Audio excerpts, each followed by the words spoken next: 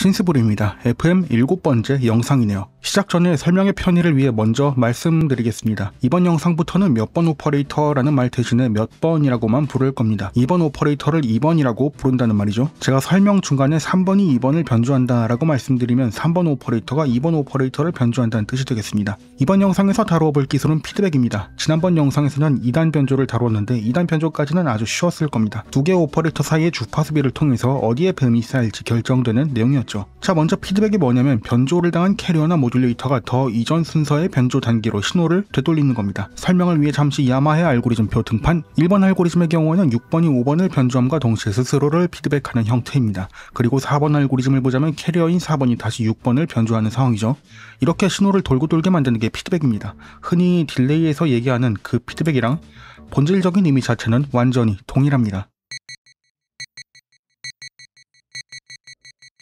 아웃풋을 다시 인풋으로 돌리는 거죠. 자, 문제는 딜레이에서의 피드백이야 그 효과가 아주 직관적이어서 이해하기 쉽습니다. 하지만 FM에서 얘기하는 피드백은 어떤 효과가 발생할까요? 이쯤에서 저의 FM 강좌에서 여러 번 얘기했던 관점을 다시 반복해 보겠습니다. FM의 의도는 가산합성과 아주 흡사하다는 겁니다. 그래서 스펙트로그램을 통해 배음의 변화를 관찰하면 피드백의 효과를 알 수 있습니다. 다만 이번 강좌가 바로 전편에 비해서 살짝 어려울 수 있는 부분이라면 하나 있습니다. 지난 2단 변조에서는 알고리즘을 특별히 바꿀 것이 없었습니다만 피드백의 경우에는 단순한 2단 변조 내에서도 3가지의 선택지가 있습니다.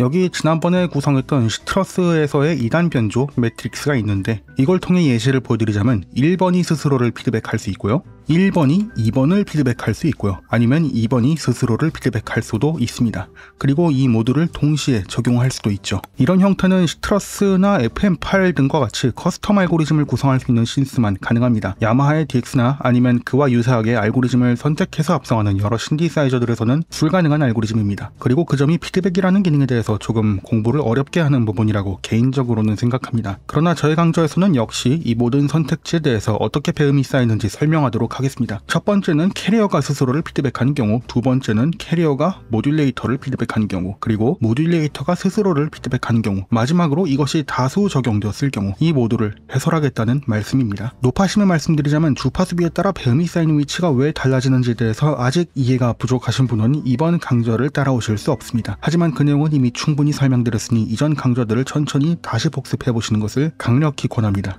피드백으로 인해 나타나는 배음의 변화는 크게 두 가지입니다. 주파수비에 따라 형성되는 배음 구조를 강화한다는 게 첫 번째, 그리고 그 배음들을 망치로 떡을 내려치는 것 마냥 넓게 펴준다는 게 두 번째입니다. 그 결과 주파수의 합과 차에 따른 배음 구조에 따라 배음들이 더 넓게 생성되고요. 기음 혹은 그 주변의 배음들이 오히려 약해집니다. 지금 보시다시피 제가 어디에 피드백을 걸더라도 공통적으로 변조가 강해질수록 기음 혹은 그 주변의 배음들이 오히려 약해지는 걸 볼 수 있습니다. 그리고 지금 어디에 피드백을 걸었느냐에 따라서 피드백의 음색들이 조금씩 다르죠. 이것은 FM 합성을 반복적으로 시도해보셔서 귀로 익히는 편이 좋습니다. 요약하자면 새로운 배음을 만들고 얇게 퍼뜨린다 입니다. 피드백은 배음 구조가 이렇게 변하는 특성 때문에 보통의 로우 패스 필터와 유사하게 들리는 듯한 부드러운 연출도 가능합니다. 지금 두 가지 예시를 비교해 드릴게요. 첫 번째는 2단 변조이고 두 오퍼레이터의 피치 레이쇼는 모두 2.0입니다. 두 번째는 오퍼레이터를 하나만 사용하고요. 스스로를 피드백하기만 하는 아주 단순한 구조입니다. 피치 레이쇼는 먼저와 마찬가지로 2.0입니다.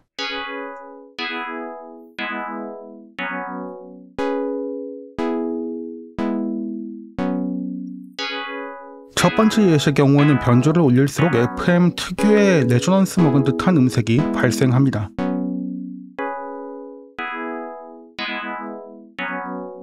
반면 두 번째는 배음을 넓게 퍼뜨리는 특성 때문에 레조넌스 없는 로우 패스 마냥 부드러운 음색이 만들어집니다.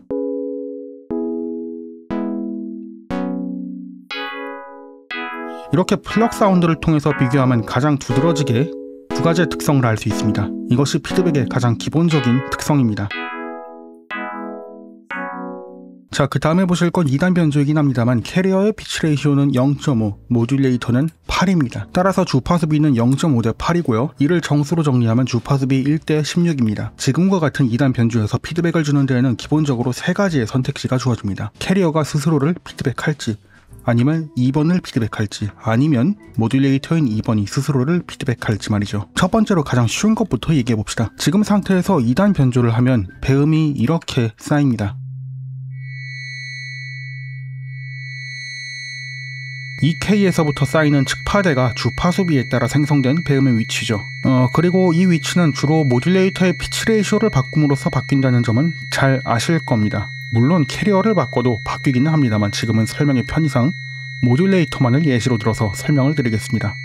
지금 이 알고리즘에서 2번이 스스로를 피드백하게 한다면 앞서 피드백을 설명드렸을 때와 마찬가지로 변조로 생성된 측파대의 배음들이 추가되고 최종적으로는 기음이 미묘하게 약해져서 떡을 망치로 내려치는 것 마냥 얇게 펴진다는 것을 알 수 있습니다. 여기에서 알 수 있는 점은 모듈레이터가 스스로를 피드백한다면 모듈레이터의 변조에 의해 생성된 배음들에 대해서 피드백의 특성이 나타난다는 점입니다. 자, 그 다음으로 두 번째로 1번이 2번을 변조하는 상황입니다. 1번이 2번을 변조하면 방금 전과는 배음 구조가 상당히 다르게 나타납니다. 그 이유를 이해하려면 주파수비를 다시 살펴볼 필요가 있습니다. 이 매트릭스에서의 주파수비는 1대 16입니다만 방금과 같이 1번이 2번을 변조하는 상황이라면 주파수비를 반대로 뒤집어서 볼 필요가 있습니다. 지금과 같이 배음이 생성되는 이유는 주파수비 1대 16이 아니라 16대 1의 규칙에 따라 생성되었다고 보는 것이 타당할 것입니다. 그리고 16대 1을 피치 레이쇼에 맞추어서 설명드리자면 8대 0.5가 되겠죠. 다시 말씀드리자면 이렇게 주파수비가 바뀐 이유는 이전의 예시에서는 2번이 1번을 변조하는 상황이었습니다만 제가 이렇게 피드백을 주면 반대로 1번이 2번을 변조하는 반대 상황이기 때문에 주파수비 역시 반대로 뒤집어서 봐야 한다는 뜻입니다. 결과적으로 1번이 2번을 피드백하게 되면 16대 1에 해당하는 측파대가 생성되고 있습니다. 16대 1의 주파수비가 정말 이런 배음이 생성되는지 궁금하시다면 지금 예시를 보여드리겠습니다. 지금 보시는 세팅은 역시 2단 변조인데요. 1번의 피치 레이쇼는 8, 그리고 2번은 0.5입니다. 지금의 세팅 역시 2단 변조인데 이를 CDM에 해당하는 주파수비로 이야기하자면 8대 0.5이고요. 정리하자면 16대 1입니다. 우리가 조금 전에 반대로 뒤집어서 16대 1이라고 말했던 그것과 완전히 동일한 구성이죠. 그리고 이 상태에서 변조하면 아까 봤던 그 배음 구조와 매우 흡사한 배음 구조가 발생합니다. 다만 지금 보시는 경우는 2단 직렬 변조고요. 1번이 2번을 변조하는 상황은 피드백으로 배음이 생성되는 경우이기 때문에 변조를 올릴수록 음색에 있어서는 지금의 예시와는 당연히 차이가 발생합니다. 그리고 세 번째, 1번이 스스로를 피드백하는 경우입니다. 이건 쉽습니다. 지금 보시는 이 배음 구조 전체를 강화하는 효과가 발생합니다. 그래서 기음과 변조로 생성된 배음 모두에서 피드백의 효과가 나타나고 있습니다. 그리고 마지막으로 지금까지 설명한 세 가지의 상황을 중복 적용하는 경우입니다. 이 역시 쉽습니다. 중복 적용한다고 해서 규칙이 달라지는 건 아니기 때문에 지금까지 배운 규칙을 그대로 적용하면 됩니다. 지금까지 배운 피드백의 규칙을 토대로 가산합성하는 기분으로 배음을 쌓아 올리면 됩니다. 측파대를 지금의 배음 구조 형태를 유지한 채로 공화하고 싶다면 이렇게 2번이 스스로를 피드백하게 하면 되고요. 그리고 이렇게 강화한 배음들을 주파수비 16대 1에 따라 빽빽하게 배음을 채우고 싶다면 1번이 2번을 피드백하게 하면 되고요. 그리고 이렇게 만들어진 배음 전체를 더 넓게 펴주고 싶다면 1번이 스스로를 피드백하게 하면 됩니다.